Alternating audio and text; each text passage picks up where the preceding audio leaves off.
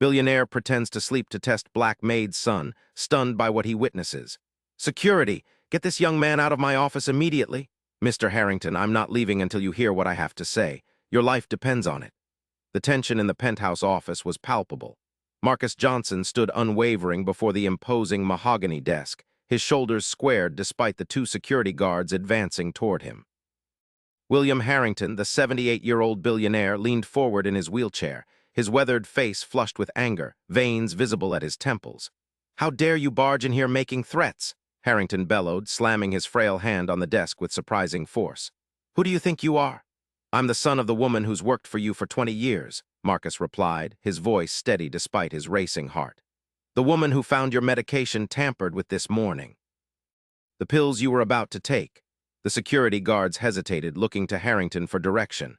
"The doctors said it would have killed you instantly," Marcus continued, pulling a small amber prescription bottle from his pocket.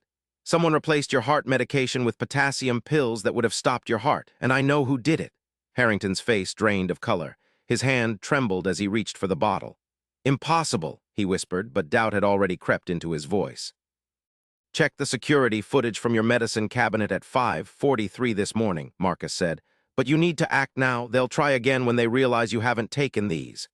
The billionaire's eyes narrowed, studying Marcus with newfound intensity.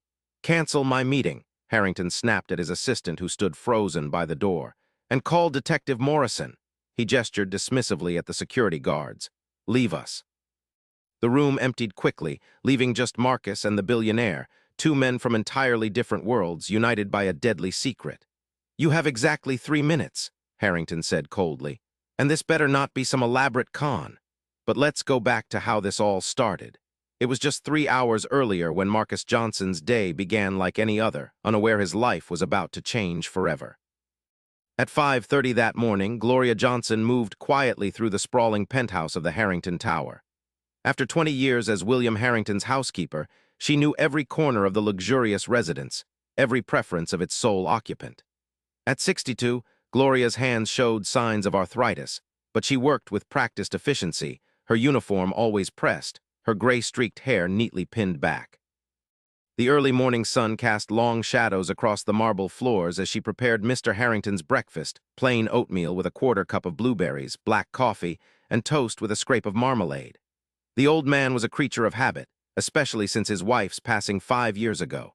She placed his morning medication beside his breakfast tray, 3 pills that kept his heart condition in check. Gloria always double-checked the medication. It was part of her routine. This morning, something seemed off. The pills looked different, slightly larger, with a faint line across the center that hadn't been there before. He shouted at Jacob, grabbing the first potential weapon he could see, a heavy crystal paperweight from Harrington's nightstand. Jacob recovered quickly from his surprise. "The maid's son," he said with contempt. "This is none of your business, boy." "It became my business when you tried to kill an innocent man," Marcus replied, positioning himself between Jacob and Harrington. "Mr. Harrington, call security." The old billionaire reached for the phone beside his bed, but Jacob moved faster than expected for a middle-aged man in a suit. He lunged, knocking the phone away and shoving Marcus hard against the wall. "You should have stayed in the kitchen with your mother where you belong," Jacob snarled, reaching inside his jacket. Marcus saw the glint of metal, a small handgun, and acted on instinct. He swung the heavy paperweight, connecting with Jacob's wrist. The gun clattered to the floor as Jacob howled in pain. Taking advantage of the moment, Marcus kicked the weapon under the bed and tackled Jacob to the ground. They grappled on the plush carpet, Jacob's strength surprising for his slim build. Years of moving medical supplies and stocking shelves had made Marcus strong, however, and he managed to pin the older man. "Mr. Harrington, the phone," Marcus gasped, struggling to hold Jacob down. But William Harrington wasn't looking at the phone. Instead, the old man had quietly rolled his wheelchair to where the gun had slid under the bed. With effort, he retrieved it and now held it steadily pointed at Jacob.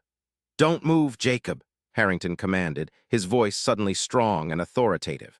"I may be old, but I still remember how to use this from my army days." Jacob went still beneath Marcus, his face contorted with rage and frustration. "Get up slowly, son," Harrington told Marcus. "And press that blue button on the wall panel. It's a direct line to building security." Marcus did as instructed, keeping a wary eye on Jacob. Within minutes, security personnel flooded the room, restraining Jacob Wells while Harrington explained the situation in clipped, commanding tones.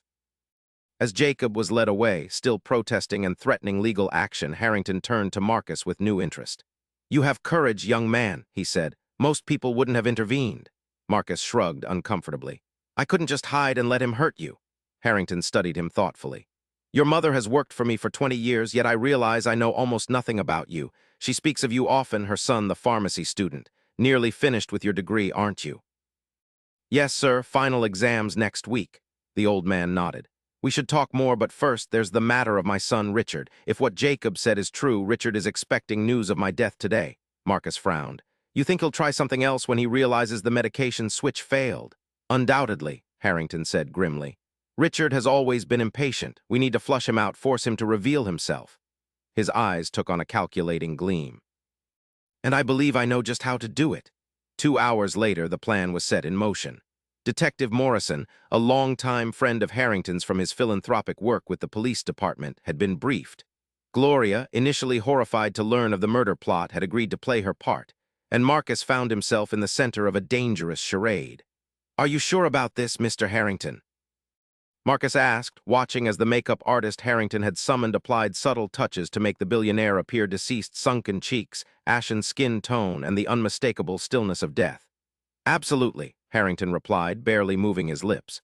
"Richard needs to believe he succeeded, only then will he reveal the full extent of his plans." He fixed Marcus with an intense stare. "You're certain you can play your role?" Marcus nodded, though his stomach churned with anxiety. "Yes, sir." "But my mother will be perfectly safe," Harrington assured him. "Detective Morrison has plainclothes officers positioned throughout the building. Now help me into the bed. It's nearly time." As they had anticipated, Richard Harrington arrived at the penthouse less than an hour after rumors of his father's collapse had been strategically leaked by Detective Morrison. The younger Harrington burst into the bedroom where his father lay in state, Gloria sobbing convincingly by the bedside. Richard was a younger, healthier version of his father, tall and distinguished with silver-streaked dark hair, dressed impeccably in a designer suit. But where the elder Harrington's eyes held wisdom and determination, Richard's showed only cold calculation. "What happened?" he demanded, his voice carrying just the right note of shock and grief for anyone who didn't know better. Gloria dabbed at her eyes with a handkerchief. "His heart, Mr. Richard. He took his medication this morning and collapsed shortly after. The paramedics couldn't revive him." Richard approached the bed slowly, studying his father's seemingly lifeless form. "Has anyone else been notified? The board, the press?" "No, sir," Gloria replied. "Detective Morrison said to wait until family was notified first." A look of relief flashed across Richard's face before he composed himself. "Good, that's good. I'll handle the announcements. Company stock will need to be managed carefully during the transition." From his position in the corner of the room, Marcus watched Richard carefully. The man hadn't shed a single tear for his father. Instead, he was already pulling out his phone, fingers flying over the screen as he presumably executed the stock trades that would make him millions from his father's death. "There are some papers in the safe," Richard mused, more to himself than to Gloria. "The succession plans, emergency protocols. I'll need those immediately." He turned to Gloria. "The combination, please." "I don't have it, sir," Gloria replied truthfully. "Mr. Harrington never shared that with me." Richard's expression hardened. "Don't lie to me. After 20 years, he must have trusted you with it." "She's telling the truth, Mr. Harrington," Marcus spoke up, stepping forward. "My mother doesn't have the combination." Richard noticed Marcus for the first time, his lip curling slightly. "And who are you?" "Marcus Johnson, sir, Gloria's son." "Well, Marcus Johnson, this is a family matter now. You and your mother can see yourselves out. You'll receive your final paycheck in the mail." Marcus stood his ground. "Actually, sir, Detective Morrison asked us to remain until he returns. Standard procedure," he said. Richard's eyes narrowed. "Detective Morrison, always sticking his nose where it doesn't belong. Fine, wait in the kitchen then." As Richard turned back to his phone, Marcus caught the subtle movement from the bed, William Harrington, opening one eye just slightly, signaling that he'd heard enough. The next moment happened so quickly that Marcus would later struggle to recall the exact sequence. William Harrington sat up suddenly, startling his son so badly that Richard dropped his phone. "Hello, Richard," the elder Harrington said calmly. "Disappointed to see me alive?" Richard's face drained of color. "Dad." "But how am I not dead from the tampered medication?" Harrington finished for him.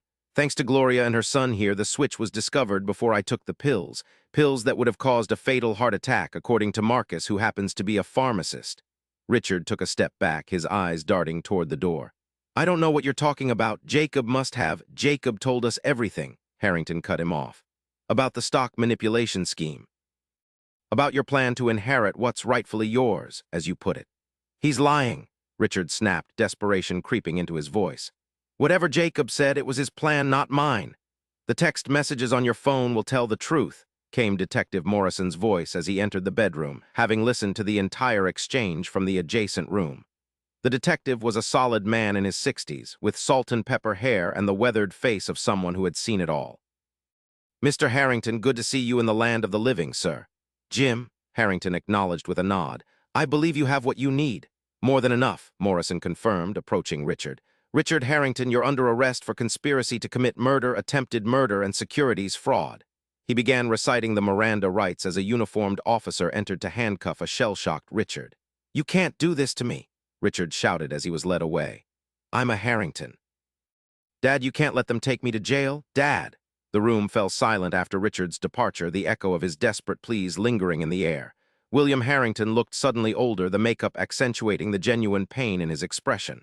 I never thought it would come to this, he said quietly. My own son. Gloria moved to his side, gently beginning to remove the death makeup with a damp cloth. I'm so sorry, Mr. Harrington. The old man shook his head. You have nothing to be sorry for, Gloria. In fact, I owe you and your son my life. He looked at Marcus with newfound respect. You showed remarkable courage and intelligence today, young man. Not many would have done what you did. Marcus shifted uncomfortably under the praise. Anyone would have done the same. No, Harrington said firmly. They wouldn't have. Most would have called the police and stayed out of it, or worse, looked the other way entirely. He studied Marcus thoughtfully.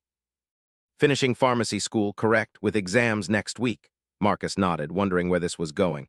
And after that, what are your plans? I've applied for positions at several hospitals and retail pharmacies, Marcus replied, still waiting to hear back from most of them.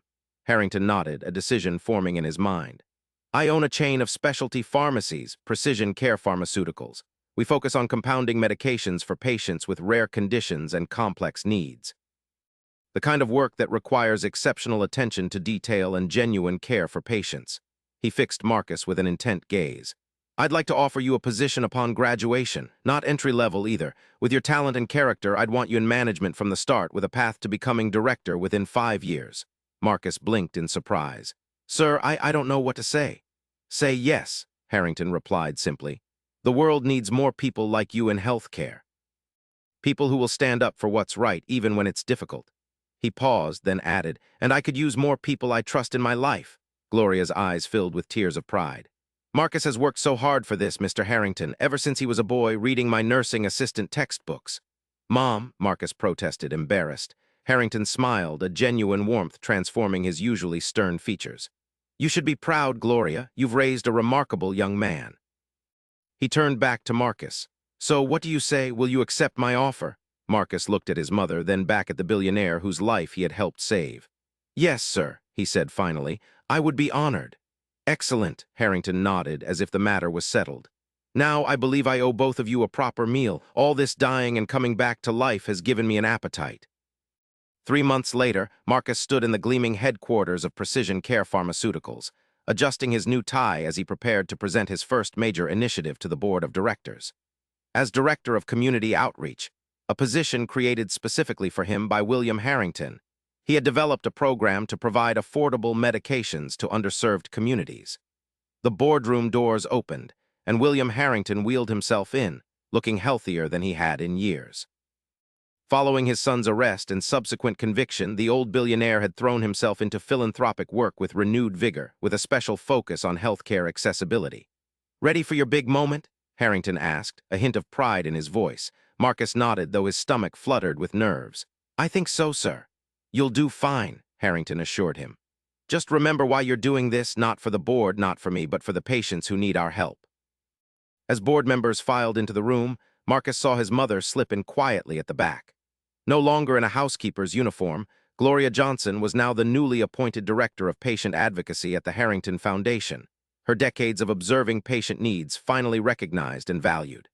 She caught his eye and gave him a small, encouraging nod. Marcus straightened his shoulders and stepped forward to begin his presentation, acutely aware of how much had changed in just a few months.